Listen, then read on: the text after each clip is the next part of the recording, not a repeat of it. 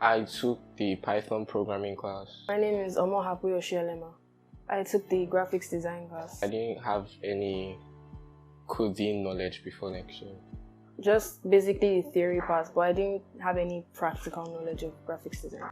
My learning experience at NextGen was really interactive, really interesting. I really understood what the teacher was explaining.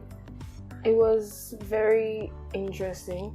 We started with the theory aspects before going into practicals, which kind of helped me to fully understand what I was expected to do.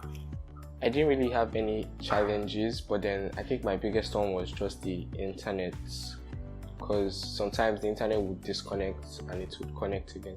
It wasn't so easy to fully understand how some of the applications we're meant to use for the designs functioned, like Photoshop.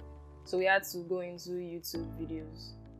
I worked on the questionnaire project. On Python, we had this code where we made questions, and when we run the code, the computer will ask us questions that we'll have to answer.